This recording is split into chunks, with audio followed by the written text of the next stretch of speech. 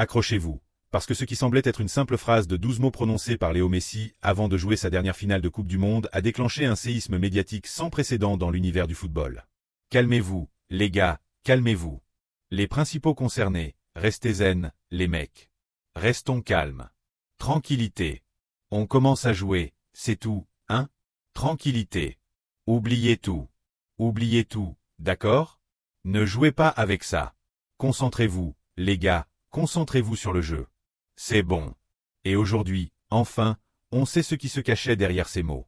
Pendant 5 jours, des millions de personnes à travers le monde ont répété la même question, encore et encore, sur Twitter, TikTok, dans les groupes WhatsApp, à la télé, à la radio, partout. Qu'est-ce que Messi a bien pu vouloir dire en disant à ses coéquipiers oubliez tout juste avant d'entrer sur le terrain pour la finale de la Coupe du Monde? Pourquoi Cuti Romero et Lisandro Martinez avaient-ils cette tête-là? Et pourquoi la sélection la plus titrée de la planète, la championne du monde, celle qui avait terrorisé tout le tournoi, n'a pas réussi à cadrer une seule fois vers le but pendant tout le match? 0. Restez jusqu'à la fin, parce que je vais vous raconter absolument toutes les théories qui ont circulé, y compris les plus folles, celles des tireurs d'élite, des rituels maçonniques, des joueurs qui auraient changé de dimension. Et à la fin, je vous dirai ce qui se cache réellement derrière cette phrase. Et je vous préviens tout de suite, vous ne vous y attendez pas. Le contexte, un choc historique. On se replace dans le décor, parce que certains se sont perdus dans tout ce bruit. 19 juillet 2026, finale de la Coupe du Monde, Espagne contre Argentine. Le match que tout le monde rêvait de voir, mais que personne n'osait espérer, parce que ça semblait trop beau pour être vrai. La championne du monde en titre contre la meilleure sélection d'Europe. Messi contre la Rora. Le passé contre le futur. Et avec toute l'histoire qui pèse entre ces deux pays. Ce n'était pas un simple match, c'était bien plus que ça. Et ce qui s'est passé sur le terrain? Étrange. Tellement tellement à sens unique, que les gens n'ont tout simplement pas voulu y croire. Parce qu'il faut le dire clairement, l'Espagne a dominé. Mais pas d'une simple victoire 2-0, non. D'une manière humiliante. Les Espagnols ont tenté plus de 10 fois le cadre argentin. L'Argentine? 0 tir cadré. 0, en finale de Coupe du Monde, avec Messi sur le terrain, avec une équipe qui venait d'éliminer l'Angleterre, qui avait écrasé la moitié du tournoi, avec Messi parmi les 3 meilleurs buteurs de la compétition. Cette même équipe, lors du match le plus important de sa vie, n'a pas forcé une seule fois le gardien espagnol à intervenir. Et le but est tombé là où il devait tomber pour rendre tout le monde fou. 106e minute, prolongation. Ferran Torres. 1-0, c'est fini. L'Espagne, championne du monde. Et c'est là que tout commence.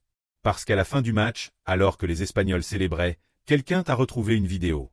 Une de ces vidéos tournée par la fédération elle-même, publiée sur les réseaux pour que les fans voient l'ambiance en coulisses. Une vidéo du couloir des vestiaires, les joueurs en file, prêts à entrer sur le terrain. Et là, on voit Messi, avec le brassard de capitaine, parler à ses coéquipiers.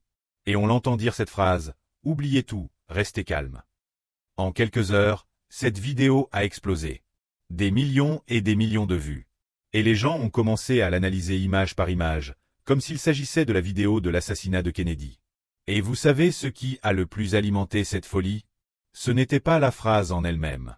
C'était ce qu'il y avait autour. Parce que quand les gens ont commencé à décortiquer cette vidéo, ils ne se sont pas contentés de l'audio. Ils ont regardé les visages. Et les visages, disaient-ils, n'étaient pas ceux d'une finale. Enzo Fernandez avec un air bizarre, sérieux, absent, les yeux rivés au sol. Lisandro Martinez, la mâchoire serrée, sans un mot. Aucun des deux ne célébrait, aucun ne criait, aucun n'avait cette énergie de « allez, on va tout défoncer » qu'on est en droit d'attendre avant une finale. Et c'est là qu'est née la première théorie, la mère de toutes les théories, celle qui a tout déclenché. Ces joueurs avaient été menacés. Quelqu'un, dans les heures précédant le match, serait entré dans leur vestiaire et leur aurait dit quelque chose. Et quand Messi a dit « oubliez tout », il ne leur disait pas « calmez vos nerfs ». Non. Il leur disait « oubliez ce qu'on vient de vous dire ». C'est cette interprétation qui s'est viralisée.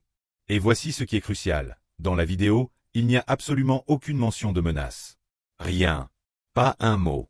Les menaces, elles sont dans les commentaires, dans les voix off que les gens ont ajoutées, dans les textes qui défilent à l'écran. Mais dans la vidéo originale, rien. Pourtant, des contenus basés sur cette théorie ont dépassé les 18 millions de vues. 18 millions de personnes regardant une vidéo où un capitaine dit à ses coéquipiers de se détendre. Et en ressortant convaincus que la mafia internationale leur avait mis un pistolet sur la tempe. Et à partir de là, tout a dérapé. Parce que quand une théorie prend, les gens commencent à chercher. Et ils ont trouvé. puis encore, jusqu'à des niveaux que vous allez avoir du mal à croire. La théorie des Malouines, un scénario politique explosif. Remontons de quelques jours. Demi-finale de la Coupe du Monde. L'Argentine élimine l'Angleterre. Après le match, dans un stade en ébullition, les joueurs argentins brandissent une banderole. Une banderole sur laquelle on peut lire « Les Malouines sont argentines ». Imaginez la scène. Vous venez d'éliminer l'Angleterre, et vous sortez cette banderole devant le monde entier. Ça a fait le tour de la planète, et en Angleterre, ça a fait mal. Très mal. Alors, la théorie, elle dit ceci. À la suite de cette banderole, de hauts responsables de la FIFA auraient contacté la sélection argentine pour leur lancer un ultimatum. Perdez la finale, ou l'équipe argentine sera suspendue 10 ans. 10 ans sans compétition, ni Coupe du Monde, ni Copa América, rien. Exclu du football international pendant une décennie entière. Et selon cette théorie, les joueurs, acculés, n'auraient eu d'autre choix que d'accepter. C'est pour ça qu'ils avaient ces têtes-là. C'est pour ça que Messi leur a dit d'oublier tout. C'est pour ça qu'ils n'ont pas tenté un seul tir cadré, parce qu'ils avaient ordre de ne pas le faire. Et il faut le reconnaître, c'est une théorie géniale. En tant qu'histoire, c'est parfait. Il y a un méchant, une victime, de la politique, l'orgueil national en jeu, l'excuse idéale pour expliquer pourquoi ils n'ont pas tiré au but. Elle a tout. Sauf une seule chose, la moindre preuve. Aucun enregistrement, aucun document, aucun témoin, aucun nom. Qui, à la FIFA, aurait passé cet appel? À qui? Personne ne le sait. Mais peu importe, parce que l'histoire est trop bonne pour ne pas être partagée. La théorie des bases militaires et de l'Iran, quand la géopolitique entre en jeu. Attachez vos ceintures, parce que la suivante laisse la précédente loin derrière. L'Iran. La théorie dit textuellement que le gouvernement espagnol aurait passé un accord avec les États-Unis. Un accord selon lequel l'Espagne autoriserait les États-Unis à utiliser les bases militaires de Rota et de Morón pour lancer des attaques contre des positions iraniennes. Et en échange, les États-Unis, l'un des pays organisateurs de la Coupe du Monde et où se jouait justement la finale, auraient offert la Coupe du Monde à l'Espagne. Aussi simple que ça, des bases militaires en échange d'un trophée. Réfléchissez-y une seconde. On parle d'un gouvernement qui vendrait une guerre pour un titre de football.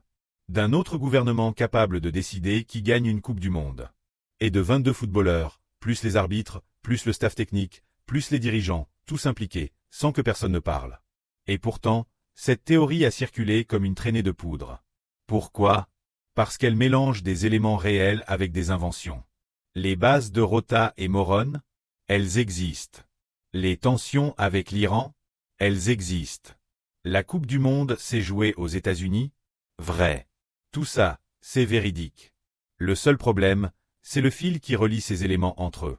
Il est inventé. Mais quand vous voyez 3 vérités et un mensonge côte à côte, votre cerveau avale le 4e sans sourciller.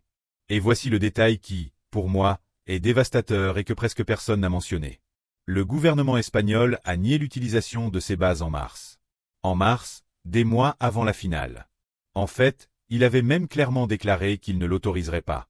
Autrement dit, le prétendu pacte secret pour truquer la finale avait déjà été publiquement démenti avant même que la finale n'ait lieu.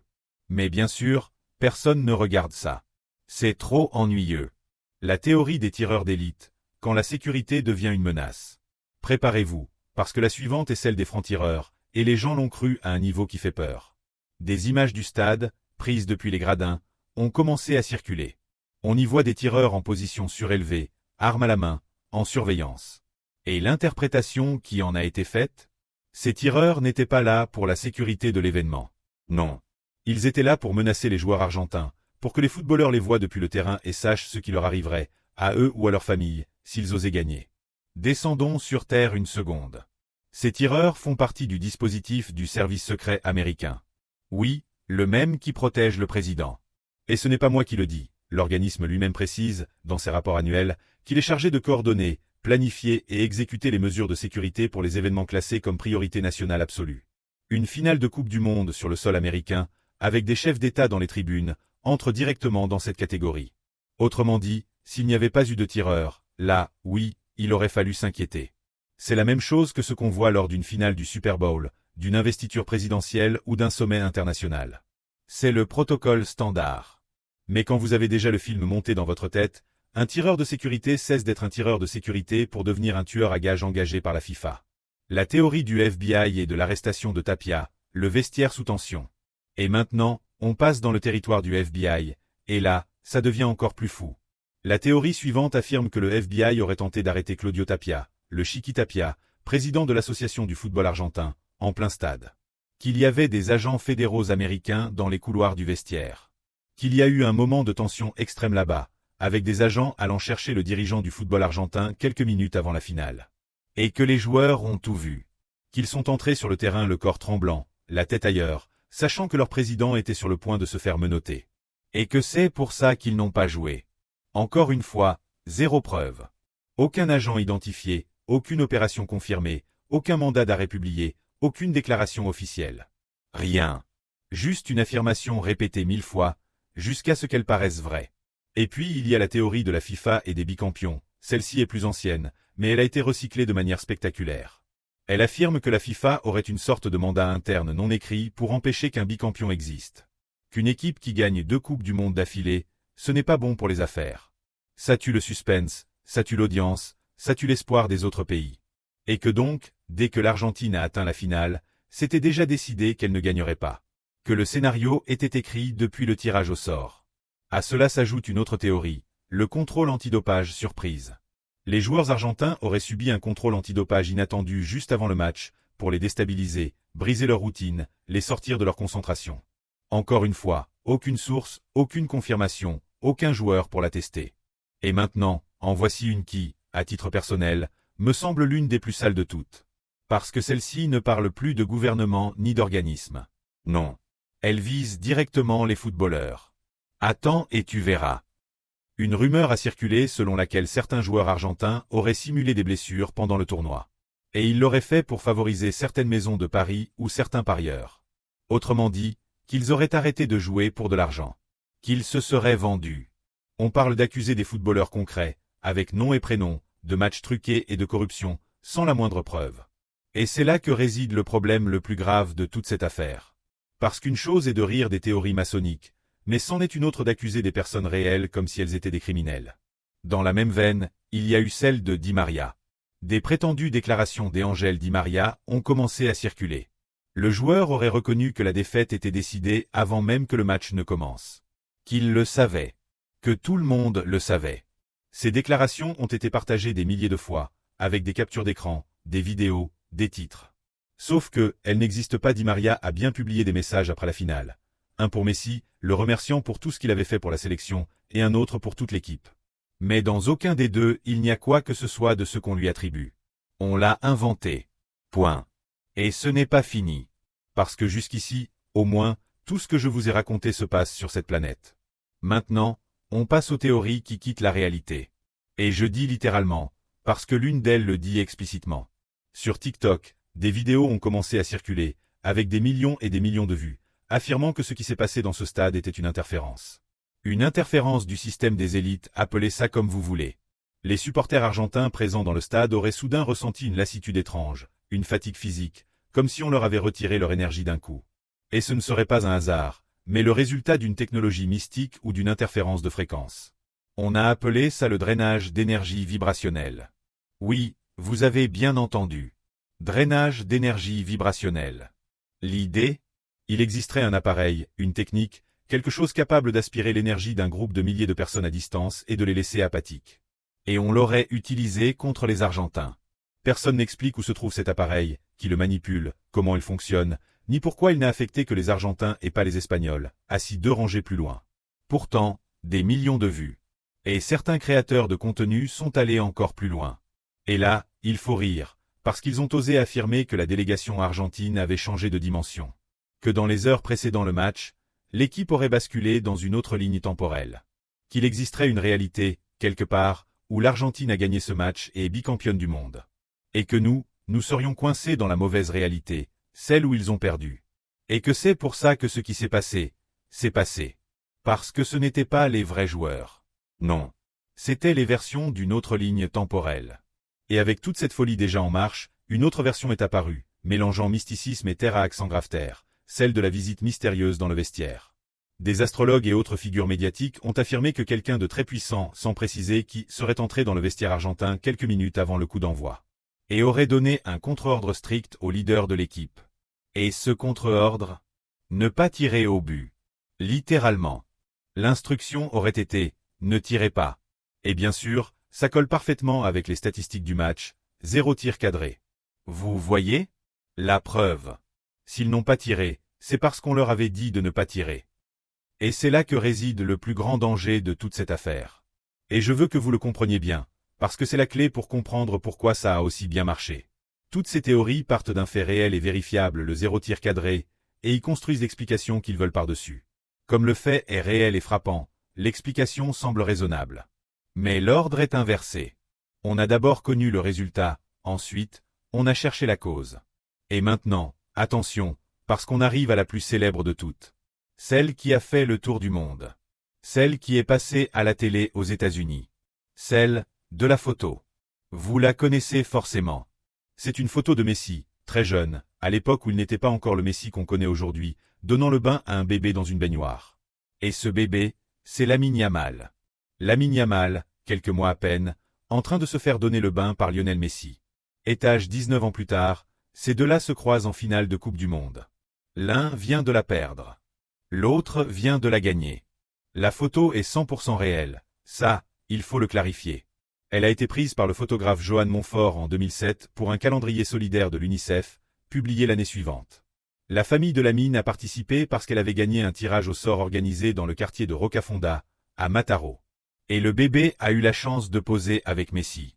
Et voici le détail qui change tout. Le photographe lui-même a expliqué que cette photo aurait très bien pu être prise avec n'importe quel autre joueur du Barça. Et que si la famille avait pu choisir, elle aurait probablement demandé quelqu'un d'autre. Parce qu'à l'époque, Messi n'était encore personne. Ils auraient demandé Ronaldinho, Xavi ou Iniesta, les vraies stars de l'époque. Messi. Et devinez ce qu'on a dit à propos de cette photo? Préparez-vous, parce que ça, c'est du lourd. On a dit que ce n'était pas un bain. Non. C'était un rituel. Un rituel maçonnique de transfert d'entité. Que Messi ne donnait pas le bain à un bébé. Non. Il le baptisait avec le rituel de l'eau pour qu'une entité entre en lui. Que les parents de Lamine l'auraient vendu lors de ce rituel. Que Lamine Yamal est la preuve que le diable existe. Qu'il n'est pas un footballeur, mais une création maçonnique avec un dessin caché. Qu'il est une marionnette de l'élite. Et que toute son ascension, depuis ses débuts au Barça jusqu'à l'Euro, n'est pas un hasard. Non. Tout était orchestré depuis cette baignoire. Et la finale de la Coupe du Monde, selon cette théorie, n'était pas une finale. Non. C'était une cérémonie. Le moment où Messi devait officiellement passer le flambeau. Le rituel de transfert de pouvoir.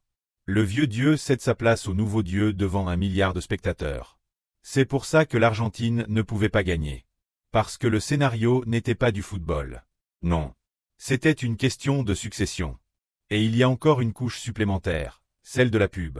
Parce qu'on a aussi sorti une campagne publicitaire d'Adidas dans laquelle Messi et Lamine apparaissent ensemble, en train de promouvoir des chaussures avec un message sur le meilleur de tous les temps et le nouveau gamin du quartier. Et de là est née l'idée, il l'avait prévu. La marque le savait. Il nous avertissait. La finale était déjà décidée depuis des mois. Tout était programmé depuis longtemps. Sauf que ce qui s'est réellement passé, c'est qu'une marque qui sponsorise les deux joueurs les plus médiatiques de son catalogue a fait une pub en les mettant ensemble. Parce que, c'est littéralement son travail. Et ça a pris une telle ampleur que ça a dépassé le monde du football pour atterrir à la télé généraliste américaine. Jimmy Fallon, dans son émission, a consacré un segment entier à ce sujet. Il a montré la photo à son public, a expliqué qu'elle était réelle, et a raconté que des gens disaient qu'il existait une énorme conspiration de la FIFA, qui aurait scénarisé chaque match des 20 dernières années. Et il a conclu avec une blague géniale. Bien sûr que c'est ridicule, et il faut être stupide pour y croire. Jusqu'à ce que vous creusiez un peu. Le public mort de rire. Voilà où en était rendu le délire. Une théorie conspirative argentine devenant du matériel pour un monologue à la télé américaine. Et ne croyez pas que tout s'est arrêté au rire et aux vidéos TikTok. Il y a eu des tentatives formelles de faire annuler le résultat. Une pétition en ligne a été lancée pour rejouer la finale. Et ne croyez pas qu'elle a récolté 4 signatures. Non. Elle a dépassé les 50 000.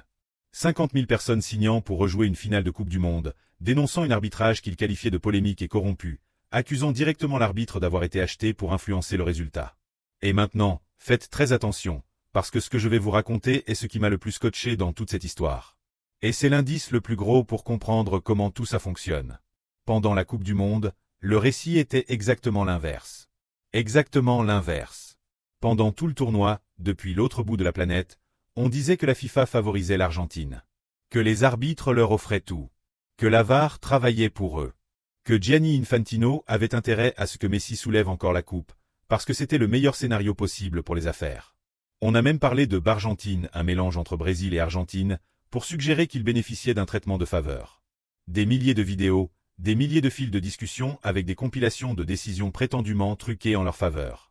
Et ces théories, elles aussi, ont été vérifiées une par une. Et elles aussi se sont révélées sans preuve, voire totalement fausses. Et puis, l'Argentine perd la finale.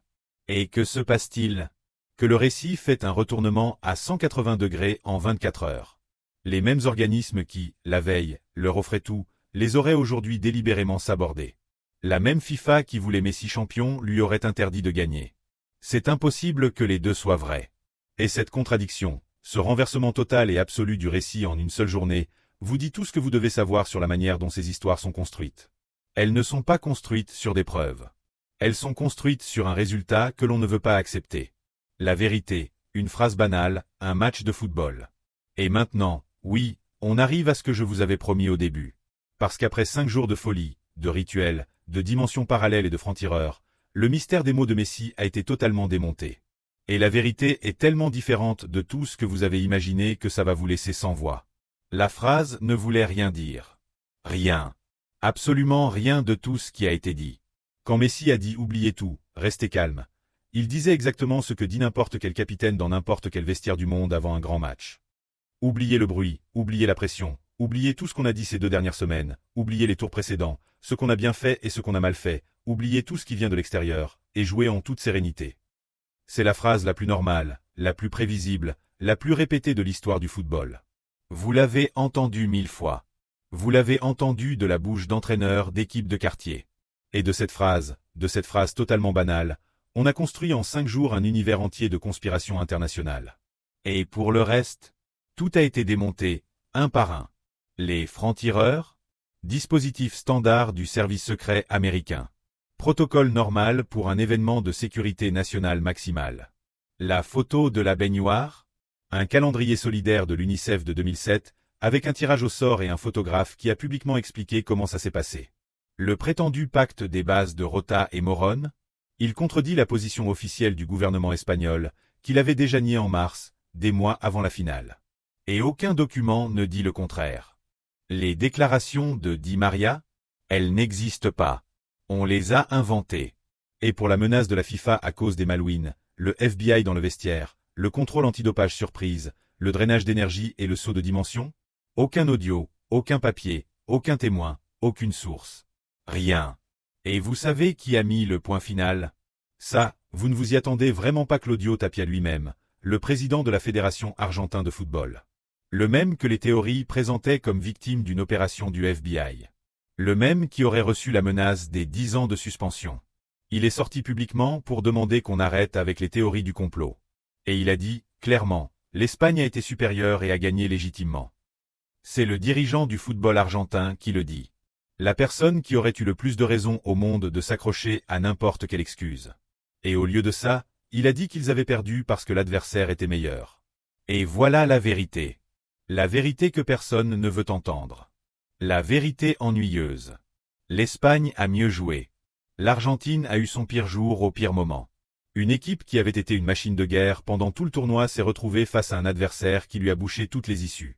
Et elle s'est retrouvée sans idée, sans espace, sans jambes. Et en prolongation, quand il ne restait plus une goutte d'essence, Ferran Torres est apparu. Et c'est fini. Rien de plus. Pas de pacte. Pas de rituel. Pas de dimension parallèle. Pas de francs-tireurs pointant leur arme sur qui que ce soit. Juste un match de football. Et c'est là que, pour de vrai, je me mets à réfléchir. Parce qu'aujourd'hui, il est plus facile de croire que 15 gouvernements, une organisation internationale, un service secret, une loge maçonnique et une marque de chaussures se sont mis d'accord pendant 20 ans pour truquer un match, que d'accepter que son équipe a eu un mauvais jour. Il est plus facile de croire à un rituel de transfert d'identité qu'à ce qu'un attaquant de 26 ans a marqué un but à la 106e minute. Et pendant ce temps, la phrase qui a tout déclenché, celle qui a obsédé la moitié de la planète pendant 5 jours, s'avère vouloir dire exactement ce qu'elle a toujours voulu dire. Les gars, détendez-vous, et jouez. Le plus triste dans tout ça, c'est que la conspiration a éclipsé ce qui méritait vraiment d'être raconté. Parce que sur ce terrain, des choses incroyables se sont passées. La carrière en Coupe du Monde de Léo Messi s'est achevée. Une génération espagnole, qui se construisait depuis des années, a été sacrée. Et un gamin de 18 ans, ce même bébé que Messi a baigné par pur hasard 19 ans plus tôt, est devenu champion du monde. Ça, c'est une histoire. Et sans avoir besoin d'inventer un seul mot. Et maintenant que vous connaissez toute la vérité, je veux qu'on fasse une dernière chose ensemble, parce que je pense que ça le mérite. Je veux que vous preniez du recul, que vous regardiez tout ça de haut, avec de la perspective. Parce que ce qui s'est passé ces jours-ci ne parle pas de football. Non. Ça parle de quelque chose de bien plus grand, et de bien plus inquiétant. Pensez-y. Un capitaine dit à son équipe de se détendre. 12 mots. 12 mots qui ont été prononcés des millions de fois dans des millions de vestiaires depuis que ce sport existe. Et en 5 jours, ces 12 mots se sont transformés en un pacte entre gouvernements, en une menace de la FIFA, en une opération du FBI, en un rituel maçonnique célébré dans une baignoire il y a 19 ans, et en un saut dans une autre dimension. 5 jours. C'est le temps qu'il faut aujourd'hui pour qu'une phrase normale se transforme en un film d'espionnage. Et le pire, ce n'est pas que les gens l'inventent. Non. Le pire, c'est que ça marche. Parce que regardez le schéma, il est toujours le même. Et une fois que vous l'avez vu, vous ne pouvez plus faire autrement que de le voir. Toujours, ça commence par quelque chose de réel. La photo de la baignoire? Réelle. Les francs-tireurs? Ils existaient. Les bases de Rota et Morone? Elles existent. La banderole des Malouines? Elle a bien été brandie. Le zéro tir cadré?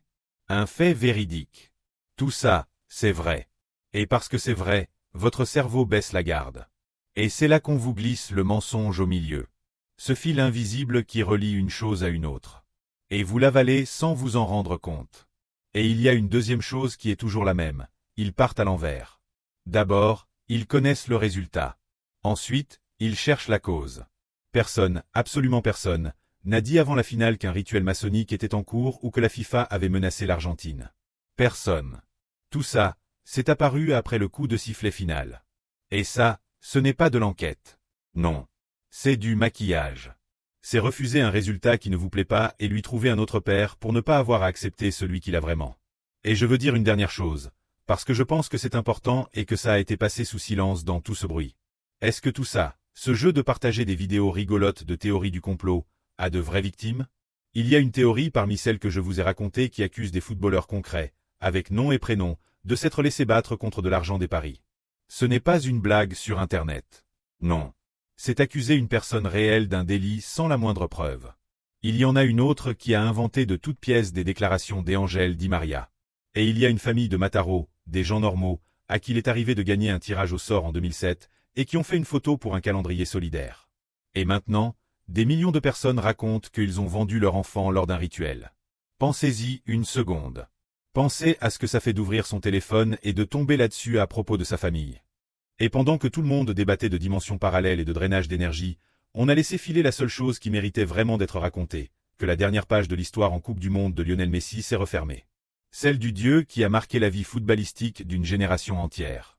Qu'il y a eu une sélection espagnole qui construisait quelque chose en silence depuis des années et qui l'a finalisé au plus haut niveau. Et qu'un gamin de 18 ans, ce même bébé de la photo, celui qui est apparu dans cette baignoire par pur hasard parce que ses parents avaient gagné un tirage au sort de quartier, est devenu champion du monde. Ça, c'est une histoire incroyable. Et pas besoin d'inventer un seul mot pour la raconter. À la fin, la vérité est toujours la même. L'ennuyeuse. Celle qui ne fait pas de clic. L'Espagne a mieux joué. L'Argentine a eu son pire jour au pire moment. Rien de plus. Et c'est même le président de la fédération argentine qui l'a dit. Celui qui aurait eu le plus de raisons au monde de s'accrocher à n'importe quelle excuse. Il a dit que l'adversaire était supérieur et qu'il a gagné légitimement. Alors peut-être que, quand même le principal concerné n'y croit pas, il est temps d'accepter qu'il n'y a pas eu de complot. Donc maintenant, vous savez. La prochaine fois que vous verrez une vidéo vous disant que quelque chose s'est passé, posez-vous une question très simple. Est-ce qu'on me montre une preuve ou est-ce qu'on me montre une sensation? Avec cette seule question, vous éviterez 90% du bruit.